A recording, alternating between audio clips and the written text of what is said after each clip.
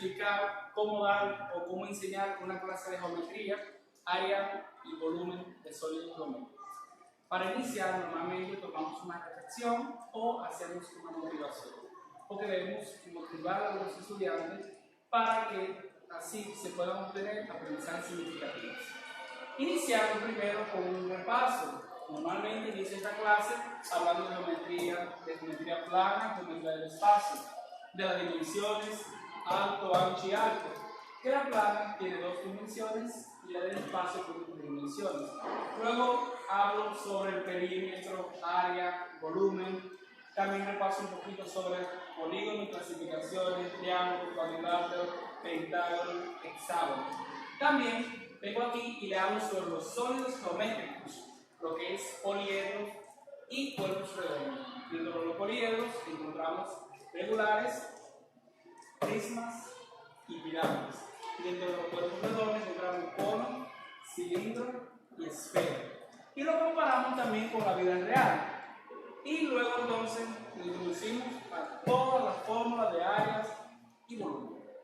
Para trabajar lo que es los poliedros y los cuerpos redondos, normalmente nos auxiliamos de esos recursos aquí.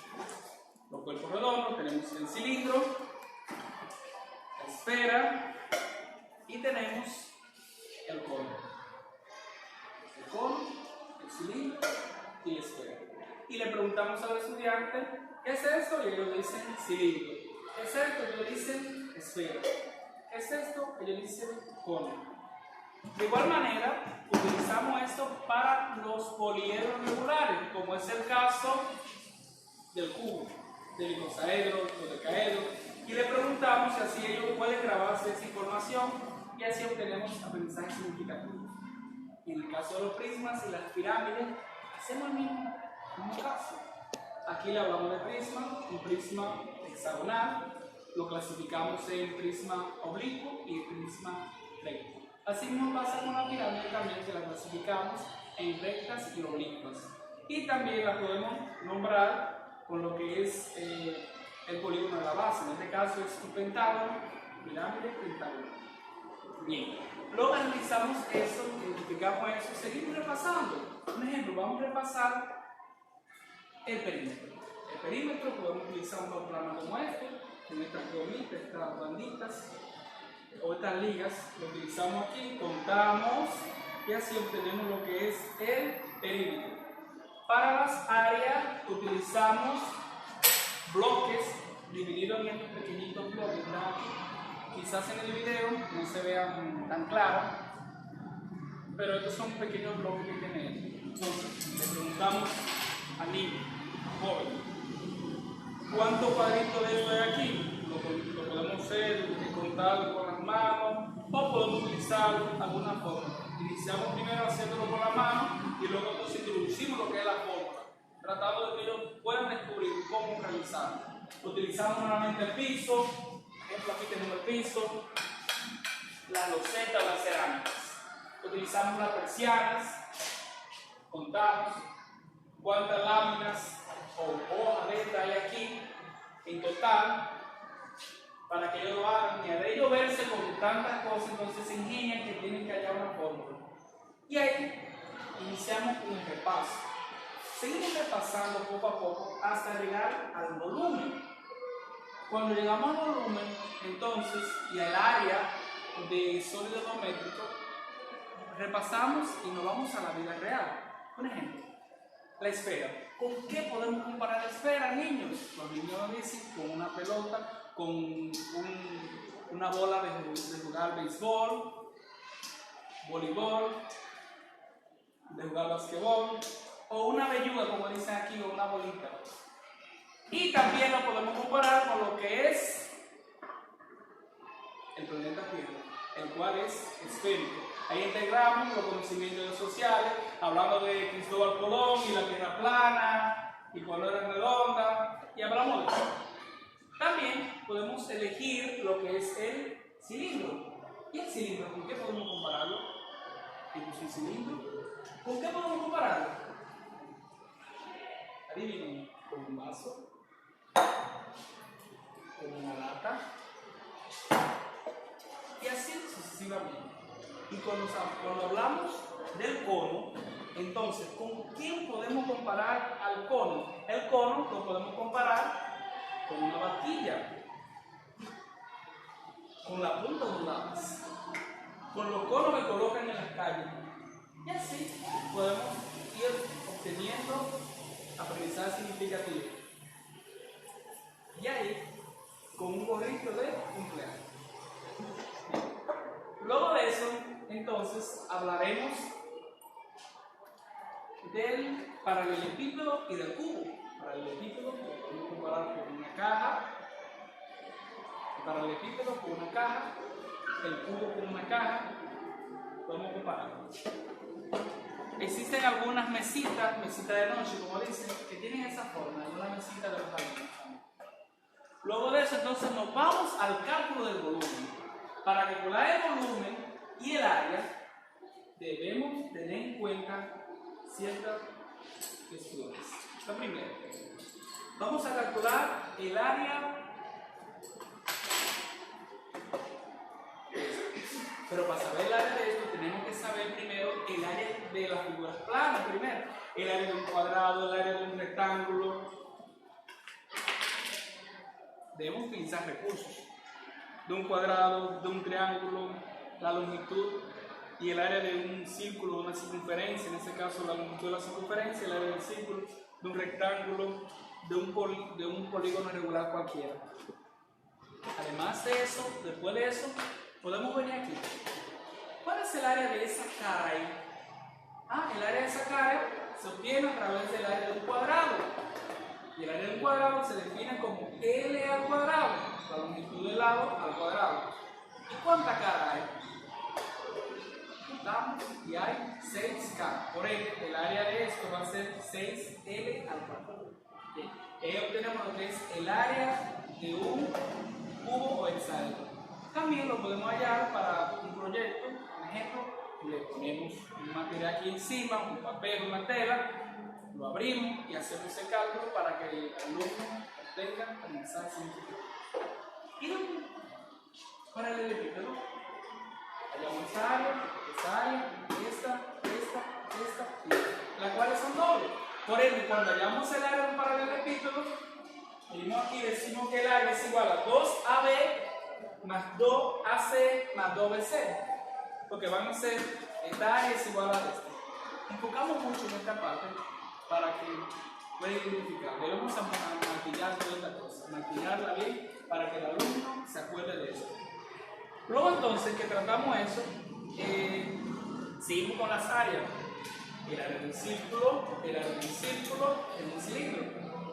Área de un círculo, área del círculo. Y si abrimos esto, si abrimos esta parte aquí, tendremos un rectángulo, cuya base sería la longitud de la circunferencia y la altura sería la altura del cilindro. Entonces así podremos hallar el área lateral, el área basal y ahí tenemos el área. Pero así pasa también con el cono. En el caso del cono, el área de la base, que solamente una sola base, a diferencia de esta aquí, que eran dos, aquí solamente una, hallamos el área de la base, que es el área de un círculo. Y para acá, el área lateral del cono, simplemente lo que tenemos que utilizar es tener conocimiento de la generatriz, del pi y del radio. Para el pi, antes de seguir, podemos usar un cilindro, podemos tomar las medidas aquí, tomamos medida aquí, bien medida, medimos aquí la longitud de la circunferencia, medimos el diámetro y ahí calculamos el pi para que los jóvenes tengan conocimiento del pi. Y podemos ir con con uno más grande y podemos ir poniéndolo más grande y más grande. Entonces, las vaquillas o cono, hallamos el área de la base, que es la del círculo, y aquí utilizamos la generatriz, utilizamos la altura y el radio.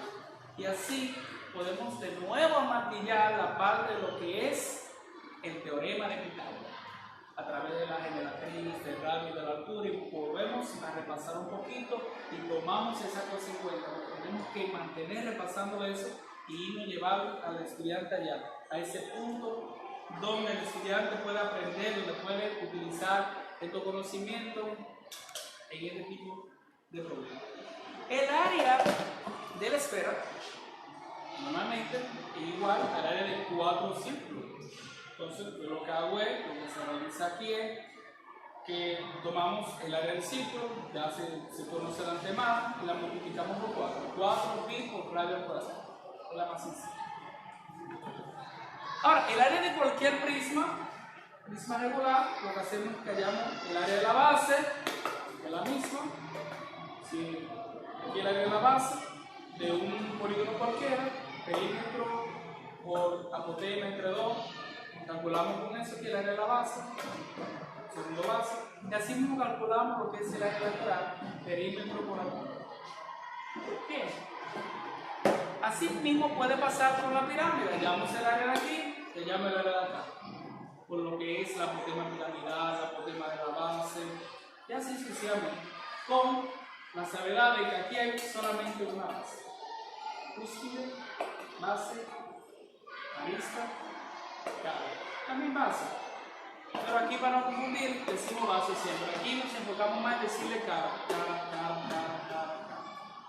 Bien, luego de eso nos vamos al volumen, pero para todo eso necesitamos reglas.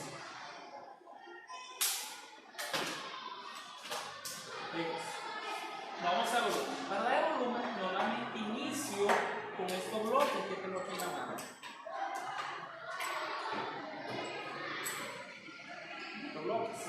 Estos bloques me indican a mí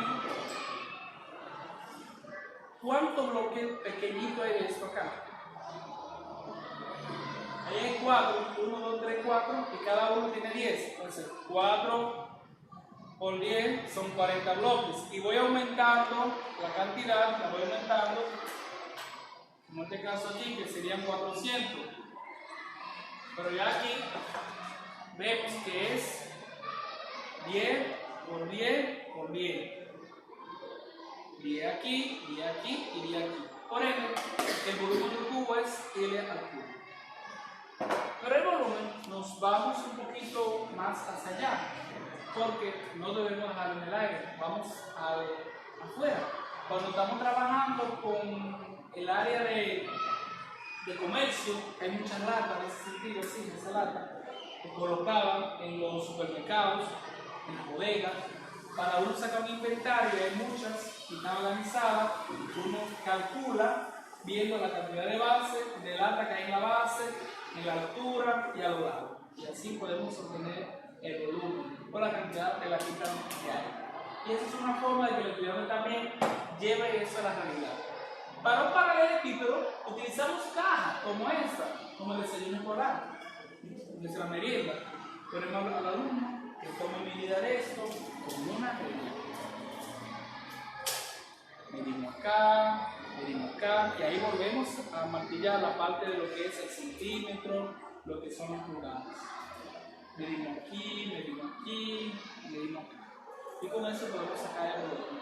Y ahí aprovechamos y hablamos de litros, hablamos de galones y le mandamos a la casa. Investígame con la ayuda de un adulto, con alguien que sepa, o con la ayuda de un adulto tomando medidas, mide el ancho, el alto y la profundidad de una cisterna. Y así podemos calcular cuántos galones de agua pueden caber en una cisterna. ¿Entendido? Entonces, luego de eso, nos vamos entonces con lo que es el cilindro. El cilindro, hallamos el área de la base y la multiplicamos por la altura. ¿Y por qué será eso? ¿Lo tiene? 100 bloques. Y si la vamos aumentando, 200, 300, 400, 500, 600. Por eso es que simplemente tenemos que hallar el área de la base y multiplicarlo por la altura. Porque si tenemos el área de la base son 100 y contamos 1, 2, 3, 4, 5, 6, entonces 100 por 6, 60 o 600. El área de la base, que es pico de ecuador por la altura. Y ahí obtenemos el volumen. Podemos hallar el volumen de esto, de una latita, de una lata de aceite, de una lata de leche. Se le manda los cuidados para calcular diferentes volúmenes aquí. Y ya para el área, ya para el volumen de un cilindro, experimentamos, mandamos un experimento para verificar que el volumen de un cono es 1/3 del volumen de un cilindro. Hacemos un experimento, utilizamos agua, y así podemos tener lo que es el volumen de un cilindro, que es 1/3 del volumen, perdón, el volumen de un cono, que es 1/3 del volumen de un cono. Bien. Y luego de eso, entonces, hallamos el volumen aquí, de una esfera. Le mandamos a investigar a los estudiantes que hallen el radio de la Tierra, lo investiguen y calculen el volumen de la Tierra y el área de la Tierra. El área de la Tierra. Bien, aquí entonces, con lo que son los prismas, en este caso, también utilizamos la misma metodología. Hallamos el área de la base y lo multiplicamos por la altura. El área de la base por la altura. Un polígono regular cualquiera y la altura. Y ahí obtenemos lo que es el volumen. Pero así mismo pasa con la pirámide. Área de la base por la altura. Dividido entre 3, muy parecido a lo que es el volumen de un cono en comparación al del cilindro. Bien. Pero todo eso lo utilizamos en la vida real, todo esto, tratamos de que se utilice en la vida real. Lo mandamos a hacer aquí en el curso, a medir alto, ancho, alto, lo vamos viendo, y así sucesivamente. Nos vamos a otros lugares, a investigar. Por ejemplo, aquí, las columnas, las vigas, las lámparas. Y el curso en general lo utilizamos para llevar conocimiento, aprendizaje significativo. Las latas, aquí la casa, las estufas, los microondas, la nevera, todo eso lo podemos utilizar para obtener aprendizaje significativo. Y lo importante es mantener a los estudiantes motivados para que estén felices y logren obtener las competencias necesarias del grado y logren obtener aprendizaje significativo. Muchísimas gracias, por un placer y nada, para la próxima.